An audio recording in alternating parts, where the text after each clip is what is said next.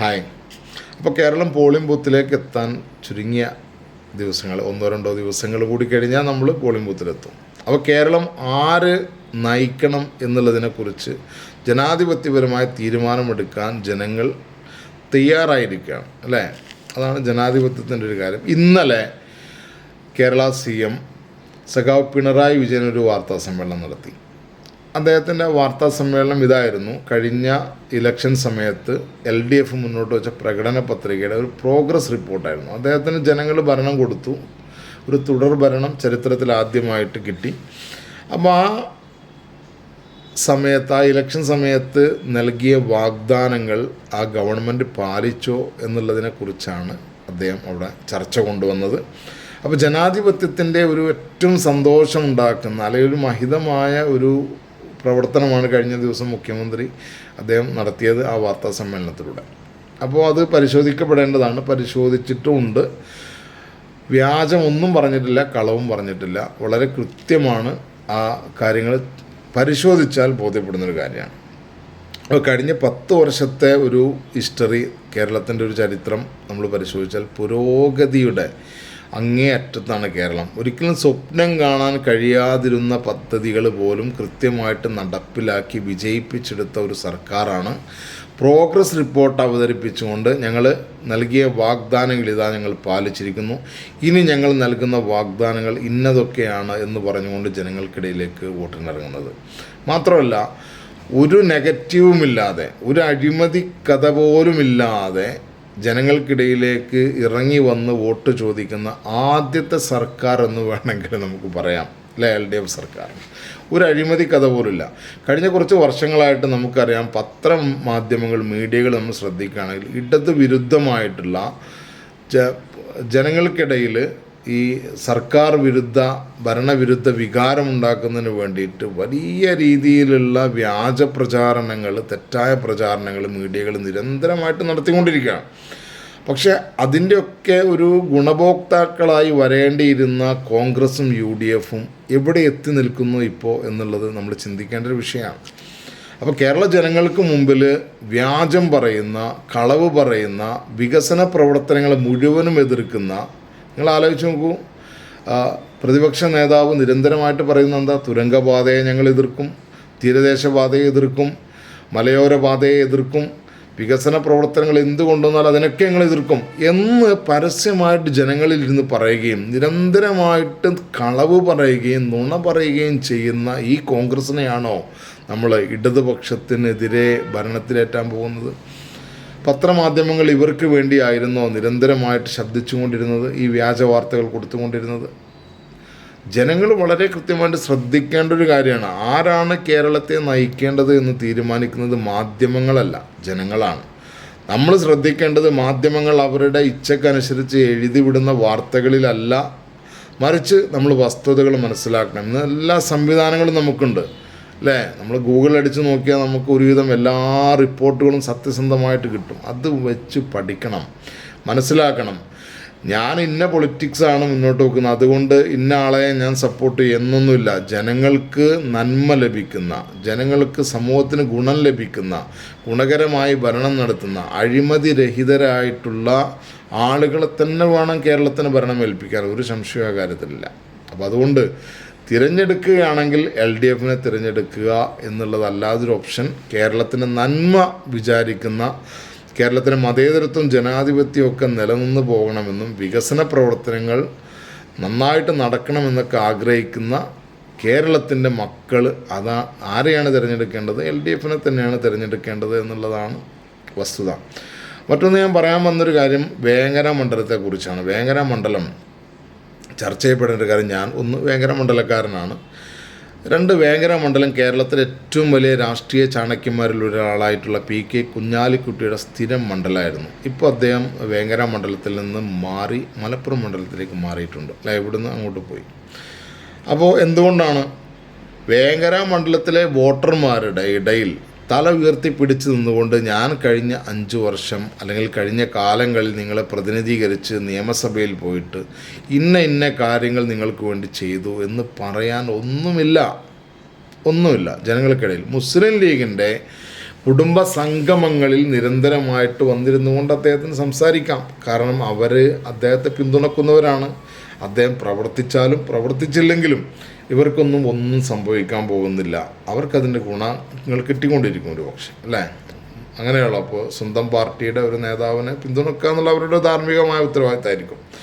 പക്ഷേ ജനങ്ങൾക്കിടയിലേക്ക്, വോട്ടർമാർക്കിടയിലേക്ക് ഇറങ്ങി ഇന്ന കാര്യങ്ങൾ ഞാൻ നിങ്ങൾക്ക് വേണ്ടി ചെയ്തിട്ടുണ്ട് എന്ന് പറയാനുള്ള ഒരു കാര്യങ്ങളൊന്നും PK കുഞ്ഞാലിക്കുട്ടി സാഹിബ് വേങ്ങര മണ്ഡലത്തിൽ ചെയ്തിട്ടില്ല. ഇപ്പോൾ ഒട്ടനവധി വാർത്തകൾ പുറത്തു വന്നുകൊണ്ടിരിക്കുന്നു. വിദ്യാഭ്യാസ മേഖലയിൽ അദ്ദേഹം ഇടപെടൽ നടത്തിയിട്ടില്ല തുടങ്ങി അദ്ദേഹം സ്വകാര്യ വ്യക്തികൾക്ക് സർക്കാർ സംവിധാനങ്ങൾ പതിച്ചു നൽകുന്നതിന് വേണ്ടി നിരന്തരമായിട്ട് പ്രയത്നിച്ചു എന്നുള്ളതാണ്, അല്ലേ? വിദ്യാഭ്യാസ മേഖലയിലൊക്കെ വിദ്യാഭ്യാസം എങ്ങനെ വിൽക്കണം എന്നുള്ളത് അദ്ദേഹത്തിന് അറിയാം. അദ്ദേഹം ഒരു വ്യാവസായിക മന്ത്രിയായിരുന്ന ആളാണല്ലോ. അപ്പോൾ ഏതെല്ലാം മേഖലയിൽ എങ്ങനെ പ്രവർത്തിക്കണം എന്നുള്ള കൃത്യമായിട്ടുള്ള ധാരണ PK കുഞ്ഞാലിക്കുട്ടി സാഹിബിനുണ്ട്. എന്തായാലും അതവിടെ നിൽക്കട്ടെ.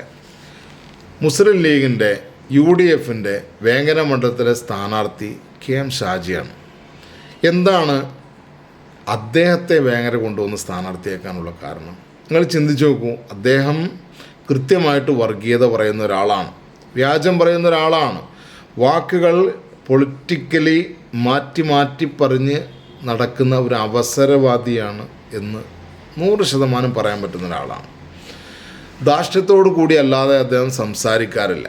ഒരാളോടും അദ്ദേഹത്തിന് സ്നേഹമില്ല, പുച്ഛമാണ്. അദ്ദേഹത്തിൻ്റെ സംസാരം കേട്ടാലറിയാം, എല്ലാവരെയും പുച്ഛിക്കുക, താഴ്ത്തിക്കെട്ടുക, ഒരു പ്രതിപക്ഷ ബഹുമാനം പോലും ഇല്ലാത്ത ഒരു മനുഷ്യനാണ് KM ഷാജി എന്നുള്ള കാര്യത്തിൽ സംശയമില്ല. ഈ അടുത്ത സമയത്ത് പച്ചക്ക് അദ്ദേഹം വർഗീയത പറഞ്ഞു. മുസ്ലിം പൊളിറ്റിക്സാണ് അദ്ദേഹം മുന്നോട്ട് വെക്കുന്നത് എന്നാണ് പറയുന്നത്. അത് മുസ്ലിം ലീഗ് പോലും അങ്ങനെ പറയുന്നില്ല എന്നുള്ളതാണ്. അദ്ദേഹത്തിൻ്റെ പാർട്ടി പോലും അങ്ങനെ പറയുന്നില്ല. മുസ്ലിം ലീഗ് പോലും ഞങ്ങൾ മുസ്ലിം പാർട്ടിയാണെന്നല്ലാതെ അവർ പറയുന്നത് ദളിത് പിന്നോക്ക വിഭാഗങ്ങൾക്ക് വേണ്ടിയിട്ടൊക്കെ പ്രവർത്തിക്കാൻ വേണ്ടിയിട്ടാണ് ഞങ്ങളിപ്പോൾ പ്രയത്നിച്ചു കൊണ്ടിരിക്കുന്നതെന്ന് പറയുമ്പോഴും KM ഷാജി പറയുന്നത് മതമാണ് തൻ്റെ പ്രശ്നമെന്നാണ്.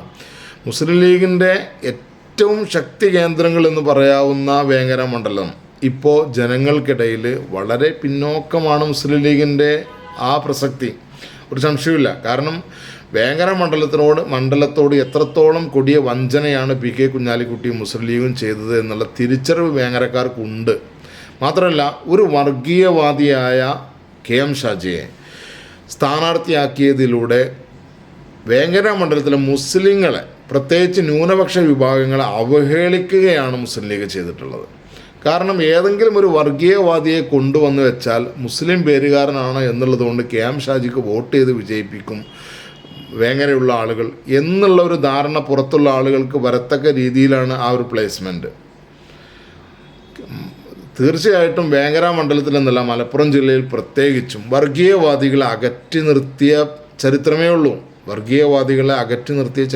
ഉള്ളൂ. ഒരിക്കലും KM ഷാജിയെ പോലെയുള്ള ഒരു വർഗീയവാദിക്ക് വോട്ട് ചെയ്ത് വിജയിപ്പിക്കുക എന്നുള്ള ഒരു അപമാനിതമായൊരവസ്ഥയിലേക്ക് വേങ്ങര മണ്ഡലത്തിലെ വോട്ടർമാർ എത്തുകയില്ല എന്നുള്ളതാണ് ഞങ്ങളൊക്കെ വിശ്വസിക്കുന്നത്. തീർച്ചയായിട്ടും ഒരു വർഗീയവാദി എന്നുള്ള നിലക്ക് അദ്ദേഹത്തെ മാറ്റി നിർത്തപ്പെടേണ്ടതുണ്ട്. ഞാനിത് പറയുന്നത് അദ്ദേഹത്തിൻ്റെ പരസ്യമായിട്ടുള്ള പ്രസംഗമുണ്ടല്ലോ, അല്ലേ? അദ്ദേഹം തള്ളിപ്പറയുന്ന കുറേ മുസ്ലിം സംഘടനകളുണ്ടായിരുന്നു. ജമാഅത്തെ ഇസ്ലാമി അടക്കമുള്ള വെൽഫെയർ പാർട്ടി അടക്കമുള്ള സംവിധാനങ്ങൾ അദ്ദേഹം ചാപ്പകുത്തി തീവ്രവാദി എന്ന് പറഞ്ഞിട്ടുണ്ട്. പലപ്പോഴും പല പ്രസ്ഥാനങ്ങളെയും ചാപ്പകുത്തി തീവ്രവാദി എന്ന് പറഞ്ഞിട്ടുണ്ട്. അപ്പോൾ അദ്ദേഹം ഒരു ചാപ്പകുത്തുകാരനാണ്. മുമ്പ് അബ്ദുൽ നാസർ മഅദനി തീവ്രവാദിയാണ്, അദ്ദേഹം എന്തോ മോശക്കാരനാണെന്ന് പറഞ്ഞുകൊണ്ട് ഇദ്ദേഹം നിരന്തരമായി ഇങ്ങനെ വീഡിയോസ് ചെയ്യുകയും പ്രസംഗിക്കുകയും ഒക്കെ ചെയ്തുകൊണ്ടിരുന്ന ഒരാളാണ്. പിന്നീട് ഇലക്ഷനുകൾ വരുമ്പോൾ സ്വാഭാവികമായിട്ടും ഇദ്ദേഹത്തിന് ആരെങ്കിലും പിന്തുണ കൊടുക്കുന്നുണ്ടെങ്കിൽ അവർ ജനാധിപത്യ മതേതരത്വ വിശ്വാസികളും, പിന്തുണ പിൻവലിച്ചു കഴിഞ്ഞാൽ അവർ വർഗീയവാദികളുമാണ്. അതാണ് അവസ്ഥ. ഇപ്പോൾ ആ വിഷയത്തിലും നിലപാടില്ല. ആ വിഷയത്തിലും ഇദ്ദേഹം നിലപാട് പറഞ്ഞതാണ്. ഇലക്ഷൻ വരുമ്പോൾ എന്തായിരിക്കണം നിലപാട് എന്നുള്ളതിനെക്കുറിച്ചുള്ള ഒരു സ്പീച്ചും അദ്ദേഹത്തിൻ്റെ പുറത്ത് വന്നിട്ടുണ്ട്. അപ്പോൾ കേരളത്തിന് മുമ്പിൽ ഒരു വർഗീയവാദിയെ വോട്ട് ചെയ്ത് വിജയിപ്പിച്ച മോശക്കാരായിട്ടുള്ള ആളുകളായിട്ട് വേങ്ങരക്കാർ മാറുകയില്ല എന്നാണ് ഞാൻ വ്യക്തിപരമായിട്ട് വിശ്വസിക്കുന്നത്. മാത്രമല്ല, ഈ മുസ്ലിം ലീഗിൻ്റെ ധാർഷ്ട്യത്തിനെതിരെ, ഈ അവഗണനക്കെതിരെ, PK കുഞ്ഞാലിക്കുട്ടിയും മണ്ഡലത്തോട് ചെയ്ത വഞ്ചനക്കെതിരെ കൃത്യമായിട്ട് ജനങ്ങൾക്കിടയിൽ ഒരു അവബോധമുണ്ട്. അത് മനസ്സിലാക്കിക്കൊണ്ട് തന്നെയാണ് സബാഹ കുണ്ടുപുഴയ്ക്കൽ മത്സരരംഗത്തുള്ളത്. അദ്ദേഹത്തിന് കൃത്യമായിട്ട് ഈ നാടിൻ്റെ ശോചനീയാവസ്ഥയെക്കുറിച്ച് അറിയാം. അദ്ദേഹം ഒരു പൊതുപ്രവർത്തകനാണ്, ഒരു സുമനസ്കനായിട്ടുള്ള ഒരു വ്യക്തിത്വമാണ്. ജാതി മത ചിന്തകൾക്ക് അതീതമായി എല്ലാ മനുഷ്യരെയും സഹോദര തുല്യരായി ചേർത്ത് പിടിക്കുന്നൊരു വ്യക്തിത്വമാണ്. അപ്പോൾ തീർച്ചയായിട്ടും വേങ്ങരയിൽ ഇപ്രാവശ്യം വലിയ ചരിത്രം ആവർത്തിക്കും. മുസ്ലിം ലീഗിൻ്റെ കോണിച്ചിഹ്നം കണ്ടാൽ ഏത് പൂച്ചയെയും പട്ടിയെയും കൊണ്ടുവന്ന് നിർത്തിയാൽ പോലും വിജയിപ്പിച്ചെടുക്കുന്ന ഒരു അവസ്ഥയിൽ നിന്നൊക്കെ വേങ്ങര മണ്ഡലം മാറിയിട്ടുണ്ട്. തീർച്ചയായിട്ടും വലിയ രീതിയിലുള്ളൊരു മുന്നേറ്റം സഭാ കുണ്ടുപുഴക്കൽ ഉണ്ടാക്കിയെടുക്കും. ഇത്രയും നല്ല നമ്മുടെ നാടിനെ അറിയുന്ന, നാടിൻ്റെ വിഷയങ്ങൾ അറിയുന്ന ഒരു സ്ഥാനാർത്ഥിയെ നമുക്കിനി വേറെ കിട്ടാനില്ല. അപ്പോൾ അതുകൊണ്ട് വേങ്ങരയിലുള്ള സുമനസ്കരായിട്ടുള്ള മുഴുവൻ വോട്ടർമാരും സഭാ കുണ്ടുപുഴക്കലിന് വോട്ട് ചെയ്യണം എന്നാണ് ഈ വിഷയത്തിൽ അഭ്യർത്ഥിക്കാനുള്ളത്. അതുപോലെ തന്നെ ഇവിടുത്തെ ഏറ്റവും അടിസ്ഥാന വർഗങ്ങൾക്ക് ഒരു നല്ല ശ്മശാനം പോലും ഉണ്ടാക്കി കൊടുക്കാൻ മുസ്ലിം ലീഗിന് സാധിച്ചിട്ടില്ല. വിദ്യാഭ്യാസ സ്ഥാപനങ്ങളുടെ കാര്യങ്ങൾ തദൈവ ഒന്നും പറയാനില്ല. അപ്പോൾ സ്വന്തം കീശ വീർപ്പിക്കാൻ വേണ്ടി മാത്രം, അല്ലെങ്കിൽ അധികാരം നിലനിർത്താൻ വേണ്ടി മാത്രം മത്സരിക്കുകയും വിജയിക്കാൻ ശ്രമിക്കുകയും ചെയ്യുന്നവർക്കപ്പുറം ജനങ്ങൾക്ക് വേണ്ടി നന്മ ചെയ്യുന്ന ഒരു സർക്കാരും ജനങ്ങളുടെ പ്രശ്നങ്ങൾ മനസ്സിലാക്കാൻ കഴിയുന്ന ഒരു MLAയും വേങ്ങരയ്ക്ക് സ്വന്തമായിട്ടുണ്ടാകട്ടെ എന്ന് ആശംസിക്കുന്നു. ജയ് ഹിന്ദ്.